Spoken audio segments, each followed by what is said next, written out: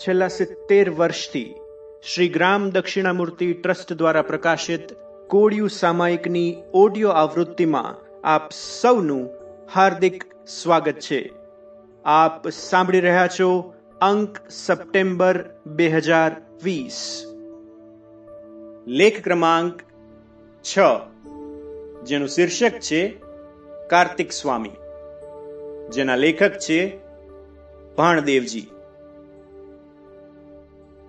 હરિદ્વાર, હા, હરિનું દ્વાર. સંસાર તાપ હારિણી, વિશ્વ પાપ વિદારિણી, ભગવતી ભાગીરથી ગંગા અહીંથી, હા, અહીંથી જ નગાધિરાજમાંથી બહાર નીકળીને જલ્દીરાજ તરફ પ્રયાણ કરે છે. હરિદ્વારમાં મહાકુંભ પર્વ છે. ભારતભરના સર્વ પરંપરાના સાધુઓ અહીં એકત્રિત થશે. સત્સંગ અને દર્શનની ધૂમ મચશે. ચાલો ચાલો, આપણે પણ હરિદ્વાર પહોંચી જઈએ. પહોંચી ગયા હરિદ્વારના મહાકુંભ પર્વમાં. અપરંપાર સાધુ સંગ, અપરંપાર સત્સંગ અને અપરંપાર સંત દર્શન. એક મિત્રે વાત મૂકી, સ્વામીજી, આપણે અહીં સુધી આ હિમાલયના દ્વાર સુધી આવ્યા છીએ, તો આપ અમને હિમાલયના એકાદ તીર્થની યાત્રા કરાવો. બીજા મિત્રે હઠ આગળ ચલાવી, હા હા સ્વામીજી, અહીં સુધી આવ્યા છીએ અને હિમાલયના એક પણ તીર્થની યાત્રા વિના પાછા જઈએ એ તો કંઈ ગળે ઉતરે તેવી વાત નથી. પછી તો બધા જ કૂદી પડ્યા. હા હા, હિમાલયના એકાદ તીર્થની યાત્રા તો થવી જ જોઈએ. નિર્ણય થઈ ગયો, પસંદગી પણ થઈ ગઈ અને આયોજન પણ થઈ ગયું. તીર્થ છે કાર્તિક સ્વામી મંદિર. ઉત્તરાખંડમાં કોંચ નામનો એક ઉત્તુંગ પર્વત છે. આ કોંચ પર્વતની ટોચ પર કાર્તિક સ્વામીનું સ્થાન છે, મંદિર છે. અમારી વાહિની ઉત્તરાભિમુખ બનીને ચાલી. હરિદ્વારના ગંગા કિનારે અપરંપાર આશ્રમો, અપરંપાર સાધુ સંતો, અપરંપાર તંબુઓ, આ બધાને પેખતા વંદતા અમે આગળ ચાલ્યા. રાયવાલામાં ગંગા કિનારે એક સરસ સુંદર આશ્રમ બન્યો છે. મહાયોગી શ્રી અરવિંદના દર્શનને આત્મસાત કરીને થોડા નિષ્ઠાવાન સાધકો અહીં એકત્રિત થયા છે. તેમના દર્શન છોડીને તો આગળ જવાય જ કેમ? અનુમતિપૂર્વક તેમના દર્શન પામીને અમે આગળ વધ્યા. ઋષિકેશ, ઋષિઓના કુલનું આ ધામ. ત્રિવેણી ઘાટ, ભરત મંદિર અને પછી મુનિકી રેતી. મુનિકી રેતી એટલે ઋષિકેશનો આશ્રમ વિસ્તાર. કૈલાસ આશ્રમ, યોગ નિકેતન, શિવાનંદ આશ્રમ અને સામા કિનારે સ્વર્ગાશ્રમ, પરમાર્થ નિકેતન, ગીતા ભવન અને અહીં તો બીજા ગણ્યા ગણાય નહીં તેટલા આશ્રમો છે. સામે જ પર્વતની ટોચે ભગવાન નીલકંઠ બિરાજે છે. એકવાર પગપાળા અને પછી એકવાર મોટર દ્વારા ત્યાં ગયા હતા તેનું સ્મરણ કરતા કરતા અમે આગળ ચાલ્યા. અને હા, લક્ષ્મણ ઝુલા અને લક્ષ્મણ મંદિર તો ભૂલાય જ કેમ? આ ચારેય ભાઈઓ અહીં તપશ્ચર્યારત છે, તેથી તેમના સ્થાન મંદિર અલગ અલગ છે. તપશ્ચર્યામાં તો એકાંત જ જોઈએ ને. ઋષિકેશમાં ત્રિવેણી ઘાટ પાસે ભરતજીનું મંદિર છે. શિવાનંદ આશ્રમ પાસે ગંગા કિનારે શત્રુઘ્નજીનું મંદિર છે. અહીં લક્ષ્મણ ઝુલા પાસે લક્ષ્મણ મંદિર છે અને દેવપ્રયાગમાં રઘુનાથ મંદિર છે. ઋષિકેશ છોડીને અમે આગળ ચાલ્યા. અહીં ગંગા નદી વળાંક લે છે અને તદનુસાર રસ્તો પણ વળાંક લે છે. આ વળાંક ઓળંગીને આગળ ચાલીએ એટલે તરત આપણે હિમાલયમાં પ્રવેશ પામ્યા તેમ અનુભવાય છે. જાણે કે એક દુનિયા છોડીને બીજી સાવ જુદી જ દુનિયામાં પહોંચી ગયા. સામા કિનારે પણ એક રસ્તો દેખાય છે. આ રસ્તો નીલકંઠ જાય છે. આ રસ્તા પર બે ચટ્ટીઓ આવે છે, ગરુડ ચટ્ટી અને ફૂલ ચટ્ટી. ચટ્ટી એટલે યાત્રીઓ માટે ભોજન નિવાસનું સ્થાન. ઋષિકેશથી બદ્રીનાથ જતી પગવાટ પર આ બંને ચટ્ટી હતી. તે અર્થમાં હવે આ ચટ્ટીઓ નથી. આમ છતાં બંને સ્થાન જળવાયા છે. ગરુડ ચટ્ટી ઋષિકેશથી 3 કિલોમીટર દૂર છે અને ગરુડજીનું નાનું મંદિર છે. સ્વર્ગાશ્રમ દ્વારા સેવા પૂજાની વ્યવસ્થા થાય છે. ગરુડ ચટ્ટીમાં એક ઝરણું વહે છે. આ ઝરણાના પાણીમાં એવા તત્વો છે કે તેના પ્રવાહમાં વૃક્ષના પાન, ડાળખીઓ કે ફળ લાંબા સમય સુધી મૂકવામાં આવે તો તે પદાર્થો પથ્થર જેવા બની જાય છે. ઝરણાના પાણીમાં વહેતા અમુક પ્રકારના કણો તે પદાર્થની આજુબાજુ ગોઠવાઈ જાય છે. મૂળ પદાર્થના જૂના કણો સડીને ઝરણાના વેગમાં વહી જાય છે. તેમના સ્થાને ઝરણાના પાણીમાં વહેતા પથ્થર, માટીના કણો ગોઠવાઈ જાય છે. આમ બનવાથી લાંબા ગાળે મૂળ પદાર્થની આકૃતિ બરાબર જળવાઈ રહે છે, પરંતુ દ્રવ્ય બદલાઈ જાય છે. આ રીતે પથ્થર માટીના બનેલા પાન, નાની ડાળખીઓ, ફળો વગેરે અમે જોયા છે. હાથમાં લઈને તપાસ્યા પણ છે. કુદરતી કરામતનું એક દ્રષ્ટાંત. ગરુડ ચટ્ટીથી આગળ જતા ફૂલચટ્ટીનું સ્થાન છે. યાત્રા માર્ગની ચટ્ટી જેવી ચટ્ટી હવે અહીં નથી, કારણ કે અહીં હવે યાત્રા માર્ગ નથી. ફૂલચટ્ટી એક રમણીય સ્થાન છે. અહીં એક નાનો સુંદર આશ્રમ છે. ભોજન અને રાત્રિ નિવાસની વ્યવસ્થા અહીં થઈ શકે તેમ છે.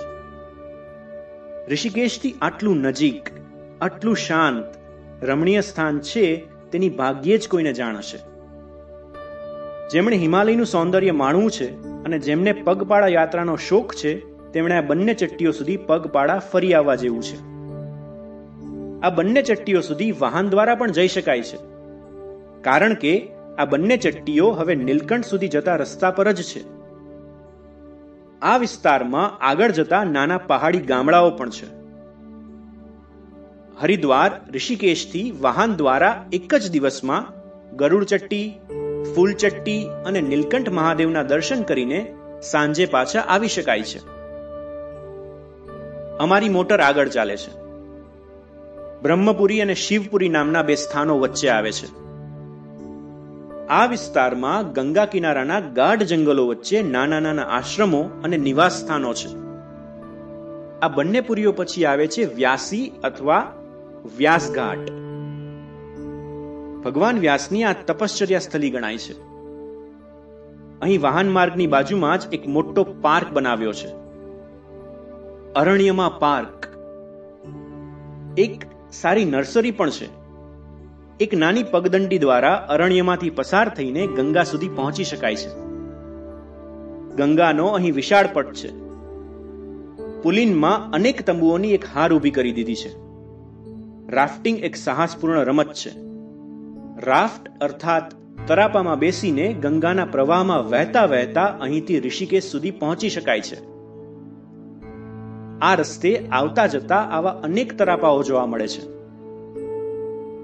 વ્યાસીથી દેવપ્રયાગ જતા એક ઊંચી પર્વતમાળા પાર કરવી પડે છે. દહેરાદૂનથી યમનોત્રી તરફ જતા મસૂરીના પહાડો પસાર કરવા પડે છે. આ હિમાલયની એક પર્વતમાળા છે. હિમાલયની 4 પર્વતમાળા છે: શિવાલિક પર્વતમાળા, નાની પર્વતમાળા, મોટી પર્વતમાળા અને પારની પર્વતમાળા. મસૂરીના પર્વતો વ્યાસીથી દેવપ્રયાગ જતા વચ્ચે આવતી પર્વતમાળા.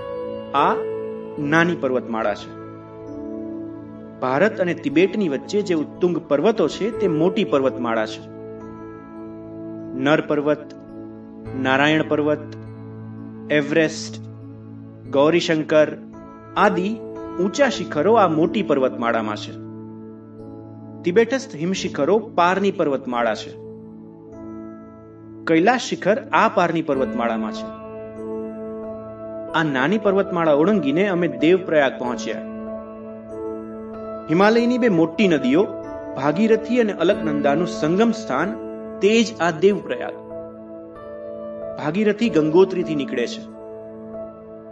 કેદારનાથમાંથી મંદાકિની અને બદ્રીનાથમાંથી અલકનંદા નીકળે છે. આ બંને દેવ નદીઓ રુદ્રપ્રયાગમાં મળે છે. મળીને અલકનંદા નામ ધારણ કરે છે. આ અલકનંદા અને ભાગીરથીનો અહીં સંગમ થાય છે. અહીંથી આ મહાનદી દેવ નદી ગંગા નામ ધારણ કરે છે. સંગમની પાસે જ થોડી ઊંચાઈ પર ભગવાન રઘુનાથજીનું મંદિર છે. અહીં ભગવાન શ્રી રામ તપશ્ચર્યારત છે. હિમાલયમાં તો તપશ્ચર્યા જ હોય છે.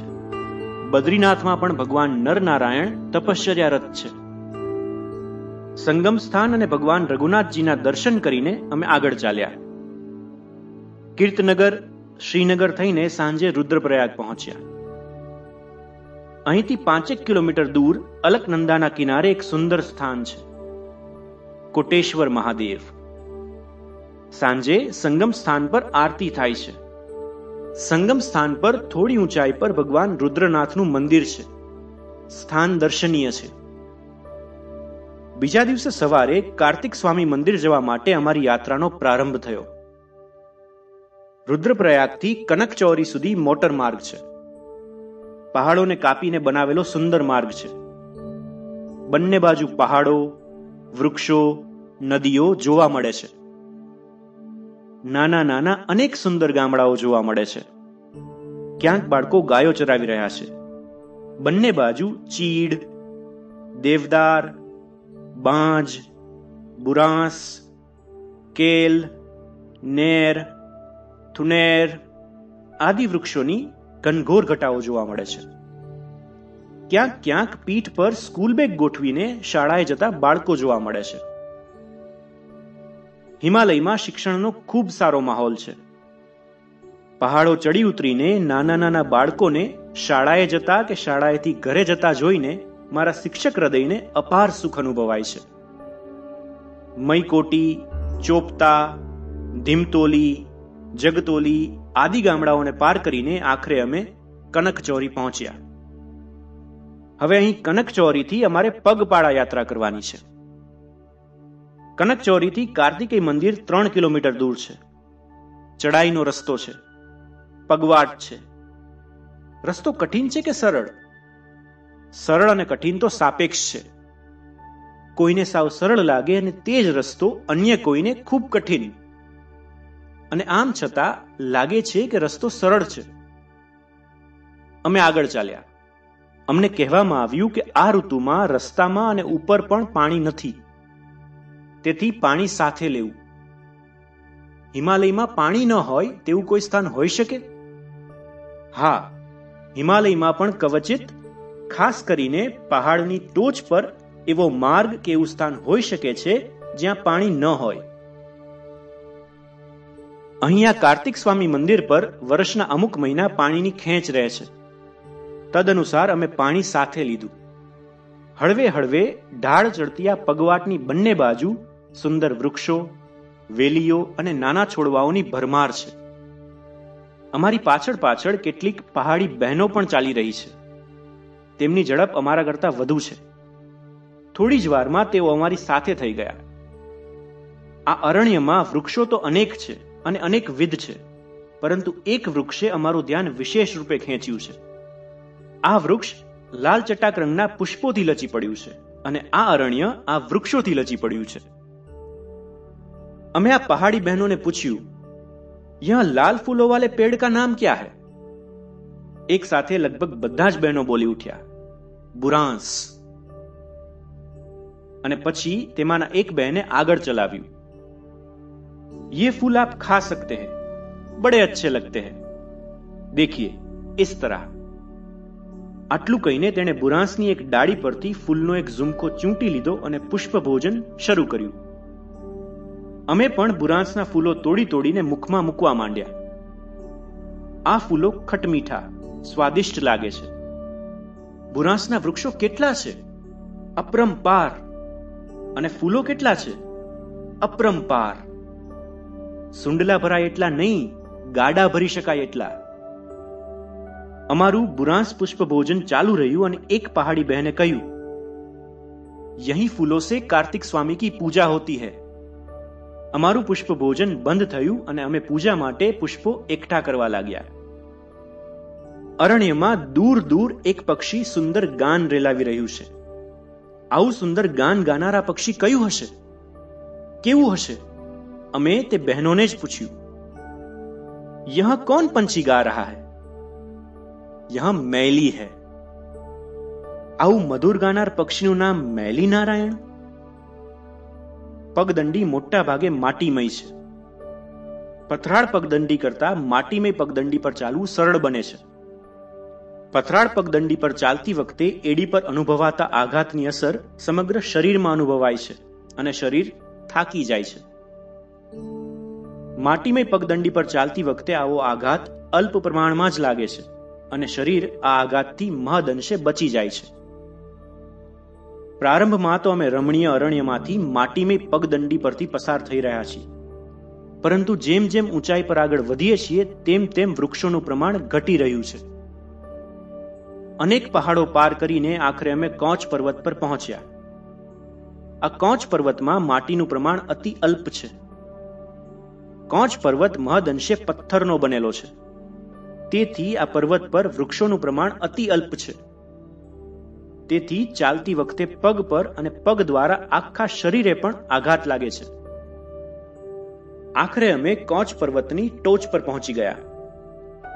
પ્રારંભમાં 3-4 નાના નાના નિવાસ સ્થાન છે. એક નાનો યાત્રી નિવાસ પણ છે.